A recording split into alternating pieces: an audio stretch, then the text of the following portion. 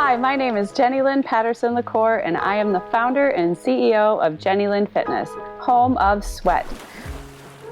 I've been an aquatic fitness instructor in NYC for the last 2 decades, and I'm currently working on launching my Sweat certificate program. And I'm AJ Myers from Made by Myers. I specialize in podcast production, web design, branding, and business development. And you're listening to the Aquaholics Bootcamp. We created this podcast to interview guests who inspire and motivate us within the aquatic fitness industry and beyond. Each episode, we'll chat with them about what they're working on professionally, as well as get to know them a little bit better personally. So let's dive on in. Joining us today is Katrien Lemahieu. She's the founder of Kataqua, an aquatic educational institute in the Netherlands. She's an educator in both the fitness and hydrotherapy fields with a bachelor degree in physical education, a post degree in special movement education, child psychology, and hydrotherapy. She travels worldwide as an international trainer for AEA and is a known speaker for big organizations such as ATRI. She co-developed aquatic programs like BioExercise and HydroRevolution, and is a winner of 2 Aqua Emmas and a Tsunami Award. Katrien, welcome to the program.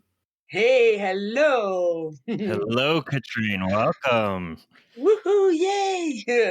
It's so nice to hear you guys. I know. I'm so happy you're here. I'm so happy, and thank you so much for doing this with me. I feel very proud and very honored to be on this podcast. Ditto. I feel very honored that you're here. Is this your first podcast?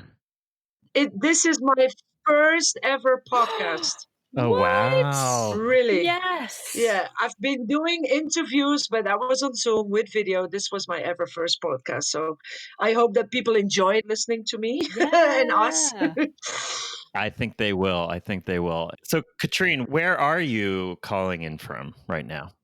I am in the Netherlands, and that is like a really beautiful place in Europe. I wasn't born here. I come from Belgium originally, but in '98 I came here to do my studies, and it's like a master study that we didn't have in Belgium, so I ended up here in the Netherlands to do that. And well, sometimes something pops up and love comes around the corner, and I've been here for more than 20 years now, and enjoying it and loving it. Yes. I know you've told us a lot and we know a lot about your background, but how did you become involved with aquatic fitness? Was it swimming first or aquatic fitness first, or I guess a blend of both? Well, actually, I'm a really poor swimmer. I learned how to swim when I was still in Belgium. So I was never like really in the water, but I think it was around the '90s that aqua aerobics started to evolve. And I really enjoyed doing aerobics and fitness a lot. And I think a lot of people will recognize it themselves as like, oh, you can do aerobics, here you go, boom, and you are like pushed to the aquatic environment without any knowledge or whatever. But hey, you teach, you can support groups, you're interactive, you can work with music. Well, here you go. So I ended up in the pool. And then when I moved to the Netherlands, here in the Netherlands, they are a little bit more advanced in the aquatic field. And after a while, I was like, okay, now I need to learn a little bit more about this. And we had a trainer in Belgium at that time, an AA trainer. So I contacted them, and then I was just so lucky. She had a conference with Ian Levia and Ekaterina from Russia. And at the very last moment, one of the presenters didn't come. And she told me, like, do you want to teach? I'm like, serious? On an international AEA accredited CSC thing conference? I was like, okay. Whoa. But there was Angie Proctor. She was also there. And she was like, oh, if you want to teach at an AA event, you should be AA certified. So I studied in the evening. I did my exam the next day. What? And I did the conference. And I remember Angie coming up to me after that class, and she was like, oh my God, you have talent. Congratulations. If you want to pursue this dream, you can come quite far. And that's how it all started. I went to the US, I think a year later, just to see everything there. And then from that point, it just started to grow, and I loved it. I loved it so, so, so much. I was like, whoa, that water world, that is my world. Yeah. You studied in one night for that AEA test? I had to. Oh my gosh, that is like Yeah. blowing my mind right now. I took a couple of months, and even that I thought was not long enough. Well, I have to say, I am lucky. I was always really easy in studying, like even in school as well. Yeah. Good. It sounds it. You know, if you've been following along with the show, most people will hear that a lot of our guests were kind of just thrown into the pool. Yeah, You know, Jenny, that was your experience. Someone didn't show up, and then they asked, you know, hey, can you want to sub this class? And every person who was kind of just thrown in has really taken to it and loved it, and then pursued this career. And I think that's just such a fascinating. There's a trend and a theme through all of our guests, which I'm really starting to like. Yeah. That's true. So how did you and Jenny Lynn meet? I think we met like before at some of the IFCs. I do remember, and I don't know if Jenny that still remembers that. I do remember seeing her on deck for the first time. She had no clue who I was, probably, but I went to her like right after the class, and I told her my opinion on that class, and she was shocked. She was like, who is this girl? Who is this woman coming up to me? And I was very nice because she earned all my credits. And I remember going to her and say like, you were amazing. You have so much to offer. And Oh, I remember that. so Yep.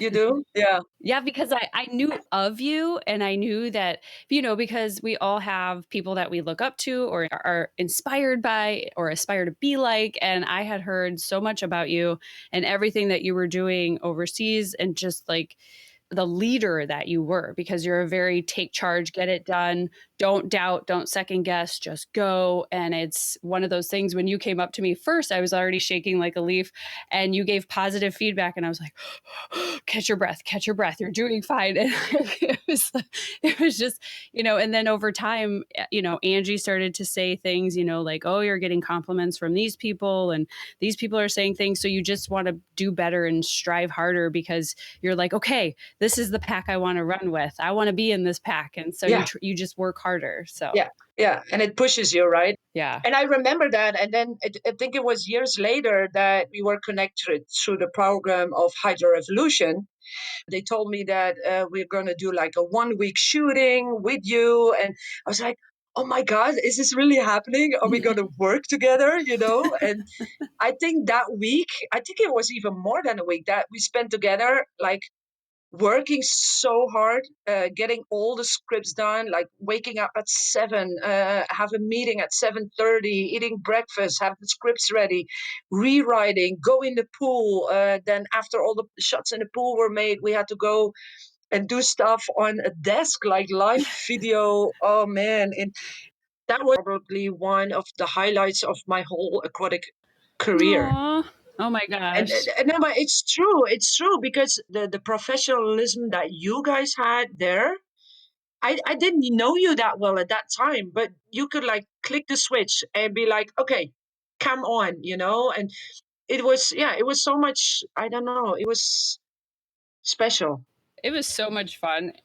Yeah, it was so much fun. And I really enjoyed it so much. And the value and the knowledge that came out from that, come on, look at the program. That was like huge. It's beautiful. It's wonderful. It's It's a great program. absolutely. It works in so many Yeah. ways, and yeah, I just totally love that time with you guys. Me too. I miss it. No, we have to, I I know. think we have to come up with a new program. I was just going to say, now HydroRevolution has to come up with a second part so we can do another one. I think so. Yeah, with the new blades, so we There can you do go. Oh it. yeah. Yes. Well, Yay. besides HydroRevolution, Yeah. Katrien, you also co-developed an aquatic program called BioExercise, right? Absolutely, yes. Why don't you Yeah. tell us a little bit about that? Well, that's an amazing program as well. It was me with Laurie Denemy. We developed that program together, and she was doing a lot of things. She is one of the people that I look up to from the very first beginning. that I saw her teaching. It was like, wow, I want to be like her. I want to have her words. I want to be her when I teach on deck. So she had done a lot of things on her side, and I had a program that has a lot of repetition through variation. And at one point, we were sitting down talking about our work, and then it was like a puzzle coming together. Mm-hmm. We were like, hey, do we actually realize how strong it will be if we bring all of this together? And took us to 2 years to develop and to have like a really research-based good program. But the first moment that we brought it out, it was like boom, and Wow. it worked. Yeah, that BioExercise program was like a huge boost. And we did one in the US that got really, really well accepted. And it was also introduced in China 2 years ago. And yeah, it worked, and people are trying it out. They're doing it. The biggest issue that we feel is that it's not easy in the beginning, but once you get to know it, it's like in your veins, in your fingers, it just runs so smoothly. And Wow. yeah, and on the other hand, it's less preparation for an aquatic instructor. I know a lot of people that teaches probably like 15 to 20 classes a week. If you have to prepare those classes weekly and you have to come up with new things all the time, it's really hard. And you get demotivated by that as well, because it's really hard to come up with new stuff, find new music, and maybe. And this program gives you like everything that is right ready out there. Like here you go. Yeah. Everyone that has taken the program that I know absolutely loves it. And it's actually on my list of several things that I want to take over the next couple of months. So Cool. it's an amazing program from what I keep hearing about, and obviously the videos from Fit Motivation. So Yeah, and it's going to evolve even better, because even if the world would be the same again like a year ago, I think I will continue to do more Zoom sessions, like probably monthly, oh wow. just like a gathering with people, get together, talk about like how was your last month in the aquatics. And a lot of people love it because they enjoyed doing all my classes that I had now during the pandemic. And they say like, oh, you have to do this because it's less traveling, it saves a lot of money, it's easy access, and you learn so much in a very short period. That's amazing. I mean, that's just something too that really helps solidify knowledge and keep it ingrained. So that's an amazing step. On that note, now that you are doing more Zoom stuff, you are our first of many international instructors that we've had on the podcast. So we're very excited for you to be the first. Woo-hoo. But I'm very curious about how you feel aquatic fitness differs, in other countries versus in America. Well, this is probably why I like the traveling so much as well, because I totally agree that it is different. And I remember the first time like going to America, the first thing that I would say is like, it's so much slower. Okay. Everything in the water is slower. The tempo is slower. The movements are much slower, which is weird for us in the beginning. But on the other hand, you guys are more into working full muscles in a full range of motion. Okay. Like we would work much more in a shortening way or a strengthening way and more faster speed. While in the US, you are looking more at that, which gave me the idea like, hey, but it's different. But for us as a presenter, we know that if we go to the US, we have to slow down everything that we design compared to what we do in Europe. Yeah. That's really interesting. Right? Yeah, we really have to slow it down, like slower music, because the first thing that we get as feedback in our classes, what you do on deck is too fast. We're like, you should come see Europe. In Europe, people work much faster in the water. And I guess it's more like the strength and the acceleration. Mm-hmm. Mm-hmm. We use a lot more speed. Yeah, speed here in Europe is much more like high intervals, stuff like that is much more embraced than in the US, I guess.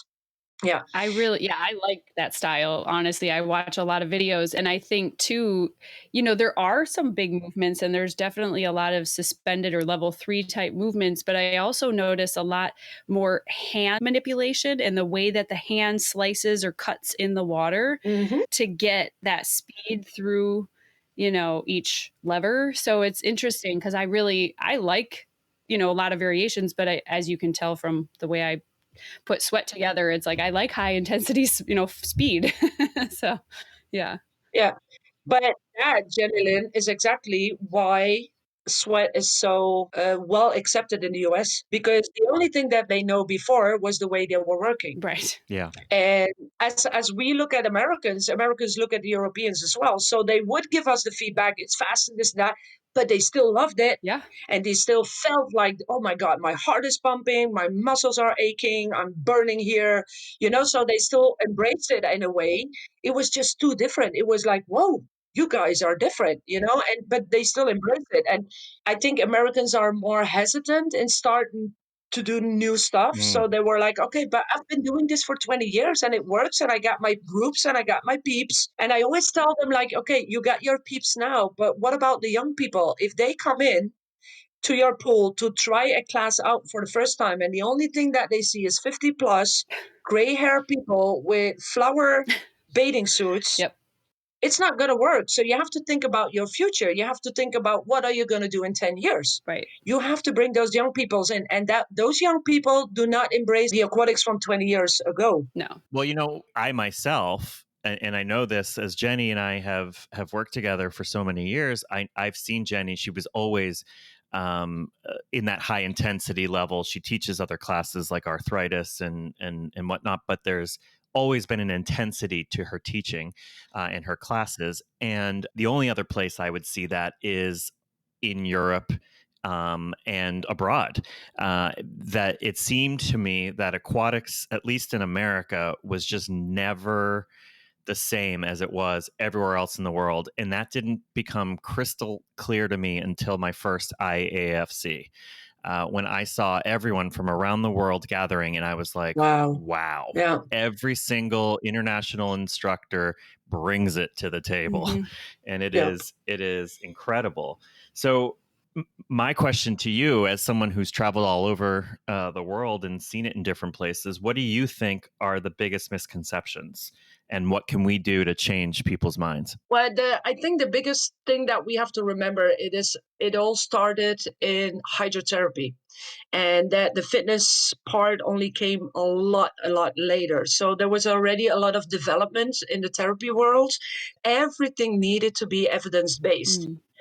And then I think there was a big turning point when, in the therapy world, one of the famous people there, it was Dr. Bruce Becker.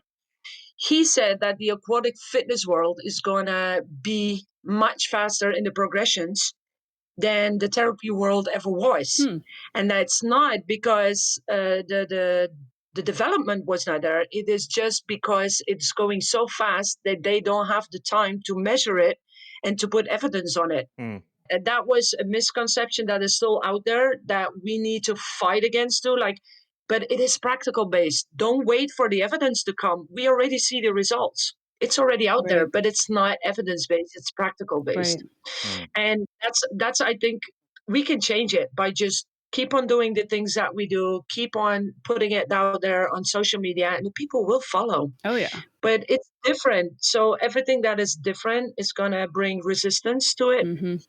But hey, you know what? The water is resistant, so we can handle that. We can definitely handle that, being in this industry. And I know you've kind of touched on it throughout the interview, but what does the future of aquatic fitness look like for you? Where are you taking it next for yourself?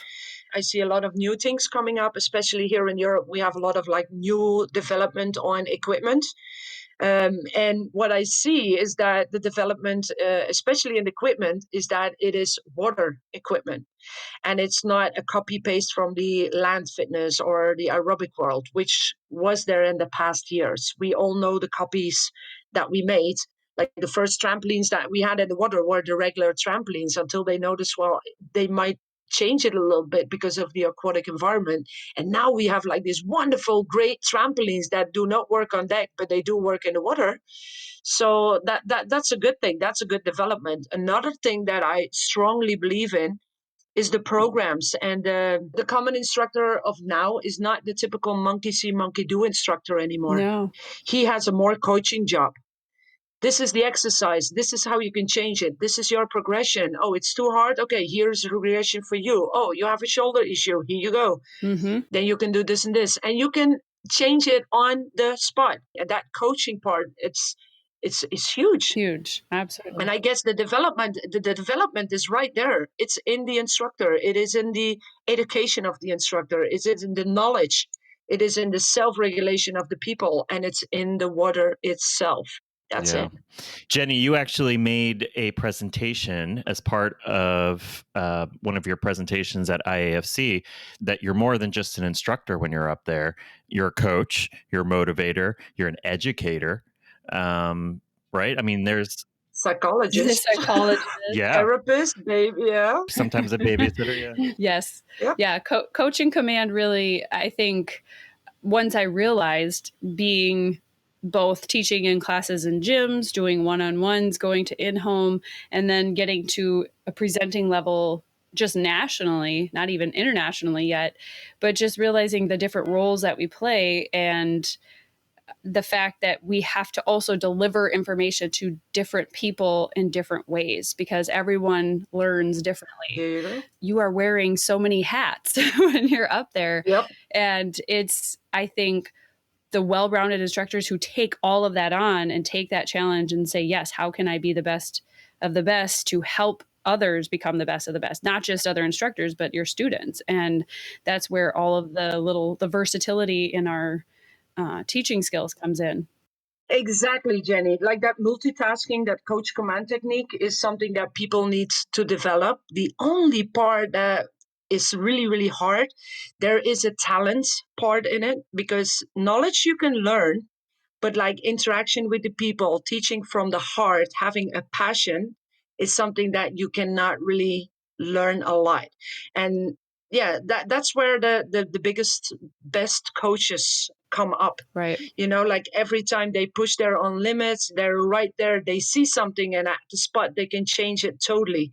When you teach a class and you are so well structured and organized, you can change it on the spot, you know, and still have a better outcome than the thing that you even scripted. Right. I always find it very hard when people ask me, can you send in the practical handout?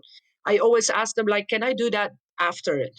Because I know that when I put it down, it's never going to be exactly like I develop it because I see something and I interact on it. If I see that somebody is not moving correctly, or I know that I can improve the move, that is something that I think you need a talent to do that. It is a talent. And I appreciate you saying that too, because I have always struggled with the fact that, you know, when you go into these workshops, I will have a general outline of content. You know, there is a system to when you go in to teach of what you're going to teach, but I am so in tune with watching my students because sometimes certain things don't work.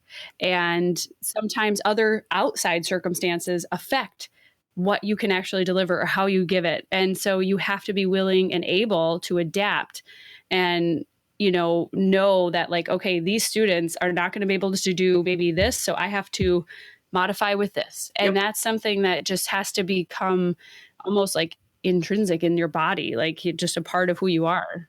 Yep. Yeah. It's what separates a good instructor from a great instructor, I think. I would not even use the word instructor.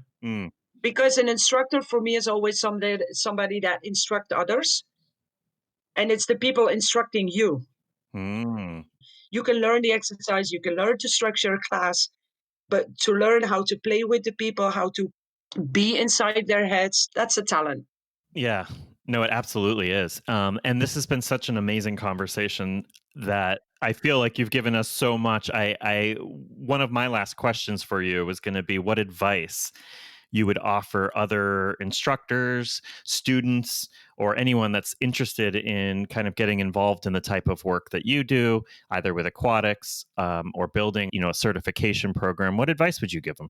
I would say like embrace everything that you can see around you and learn from everything that you see, and building that awareness on what do you want, and then stay in that field, like put something that is attractive for you. If you like dance classes, go to dance classes, develop dance.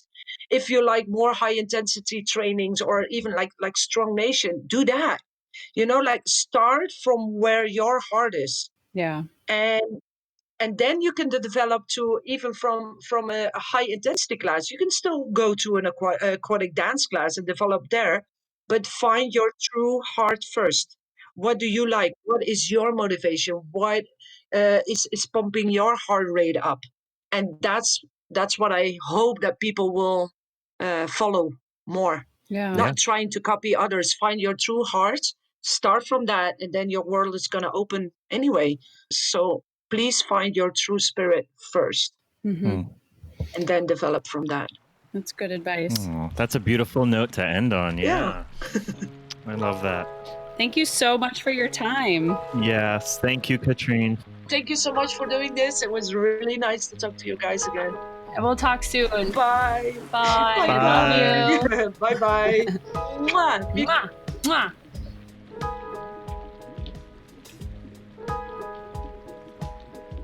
For more content like this, go to jennylinfitness.com/podcast. And please rate, review, and subscribe to this podcast wherever you get your audio content. Thank you so much for listening and stay hydrated.